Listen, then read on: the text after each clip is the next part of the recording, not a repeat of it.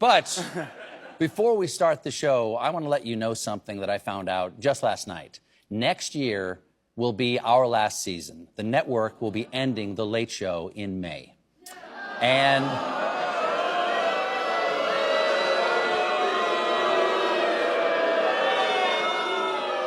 yeah, I share your feelings. It's not just the end of our show, but it's the end of The Late Show on CBS. I'm not being replaced.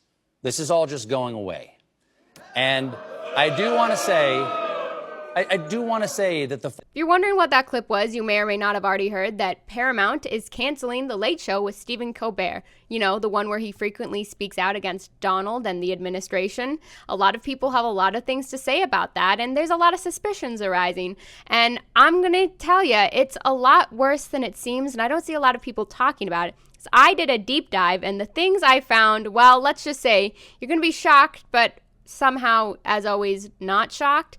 It's worse than people think, though. And I know that's a bold thing to say when even the New York Attorney General is calling for an investigation, saying that they think it's some sort of bribery to Donald Trump and his administration, but it actually does go deeper than that, and so we're going to dive into it today. So hold on to your socks, because it gets rough in here. And as always, before we dive in, hi, I'm Andra, often known by my handle Hope You Find Your Dad on here or on TikTok. And my Instagram is just my full name. You can guess that one. I'll leave it up to you. It may or may not be linked in my bio. But as always, make sure you subscribe, leave a comment, like the video to support, send it to your friends, send it to your grandma. They might learn something. They might just be riddled with anxiety, as we all are. Sorry I'm not super smooth at this YouTube thing yet, but we're just rolling with it. It's all me. I'm a production team of one, and I'm going to shut up now and get back to the story. So anyways, Paramount, they own CBS, which is what runs Stephen Colbert's show. And what they're currently claiming for why they're canceling it is it just doesn't have the numbers, right? The funds, the views, whatever. The typical, that's show business answer. But that doesn't make any sense. Because when you dive in, not only does it have the numbers, but the numbers are quite literally insane. The Q2 reports just came back, and his show is the leading one in his entire industry. It's the most watched, the highest rated by far. It's beating the others by a lot, as you can see here. You can pause to read it. I won't read the whole thing, but millions and millions of viewers and beating every single other one. There's no way it doesn't have the numbers, the money. It's literally the best in the entire industry. And that excuse might work for some others, but in this case, it's just blowing everything out of the water. So that leaves us with the question, what is going on? Why are they doing this? Obviously, it doesn't have anything to do with numbers. There's got to be some sort of a hidden motive here.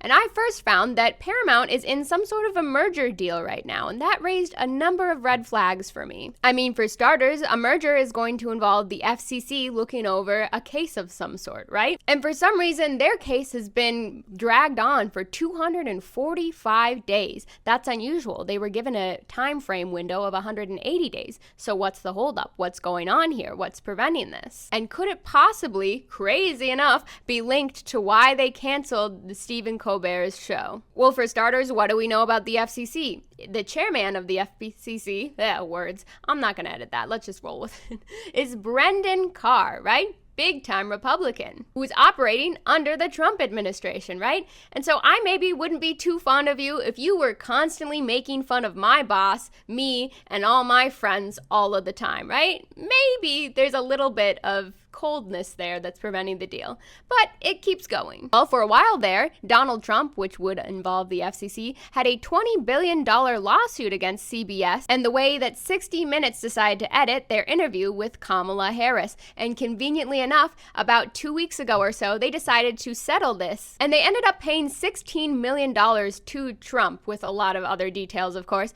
but they made it very clear they were not sorry. They had no regrets. There was no apology statement put out, and it was kind of like a "we'd do it again" sort of vibe. So again, I imagine the FCC, Trump, the whole administration, not too fond of CBS right now. Probably not on the best footing. And whilst Brendan Carr did say that a complaint that was filed with the FCC about the 60 Minutes interview was likely to arise in the context of the merger review, Paramount swears that the settlement was not at all connected to the merger review and what's going on there, and why the hell is it getting so backed up. So that's a few flags already, but then when I was looking at it, I started noticing this name, the Ellison family. Oh no, Who is it that Paramount's trying to merge with? Big red flag right there. Skydance Media, whose CEO is David Ellison, and he's the one who keeps conveniently meeting with the FCC chair. I wonder why that is. Don't worry, I'm gonna tell you. But in all of these meetings, he keeps ensuring and promising the FCC dude that once they have merged, right, CBS News is going to properly reflect the ideological perspectives that are varied, blah, blah, blah. Like, we're gonna submit and bow down to you, dude. Don't worry, is essentially what he's trying to say. And why is he saying this?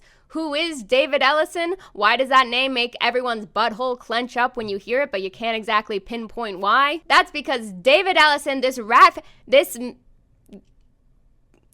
man right here, sorry, once again, couldn't find it. He is the billion-dollar Nepo baby, of, you guessed it, none other than Larry Ellison. You get nothing, billionaire oligarchy. Larry Ellison is the co-founder of Oracle, a tech company you should be familiar with. They're a database, whatever, that's very scary. That's a whole different topic we've dove into before, but we could again. They're gonna be a problem for us in the future. But he's not just a billionaire, he's the billionaire. Think Schmitty Van Wergenman Johnson. He was number 1, or number 2 to be exact. He is the second richest man in the entire freaking world. And you'll often see him put on lists that are titled similarly to this. And why is that? Well, he is literally Donald Trump's second-hand man, or honestly, first-hand. He's the puppet master. He is the billionaire. He's essentially the Peter Thiel of Donald Trump. And the reason you've probably seen the name Oracle, right, his company, so frequently, is they mention it a lot in regards to the TikTok sales, because Donald really wants him to be the one to buy TikTok, because, you know, if he owns TikTok, then Trump essentially owns TikTok at that point. And it really completes the oligarchy circle of life. But that's probably what's happening with the merger in Paramount and why he's got his little rat son on the case, so now he can be a part of Paramount and they can own a large media company, right, that frequently speaks out against Donald Trump. Which is, again, the same reason they're probably repeatedly going after TikTok, another platform that frequently speaks out against Donald Trump. They are actively going after, and pretty successful at this point, obtaining every platform that speaks out against Trump and the Trump administration, because that's what oligarchies and dictatorships do. They try and buy the media so they can silence you. And I know I sound like a crazy person right now, but I swear to you I'm not, which is exactly what a crazy person would say, but just trust me on this one, bro. Remember several months ago when I did that video on billionaires that you should watch out for? This guy was one of the biggest ones. I knew he'd circle back around. It's like a fucking Scooby-Doo episode. Every time you lift the mask, these fuckers are underneath them. They're behind almost everything. If you follow any fishy trail anywhere at this point, you can find one of these assholes, I'm telling ya. But more importantly, anywhere Stephen Colbert goes next, he's probably going to be fine, actually. And I'm really excited to see who picks him up because he is a golden ticket. He's obviously proven that he is the best in the industry right now and he can do his job. So anything or any network that picks him up, they're going straight to the top. And that'll be pretty entertaining as well. But it is just really unfortunate because CBS is a good news source. I really like getting information off of CBS. So to see them bow down like this, that's pretty questionable. I don't love that. That is concerning. I'm gonna have to stick with like CNN and MSNBC and stuff, but CBS was a good one. That sucks. But as always, make sure you subscribe and like and comment and whatever. I don't know, do all the YouTube stuff. I'm gonna go eat this pizza that's getting cold on the oven right now and then stay up late into the night editing this for you guys.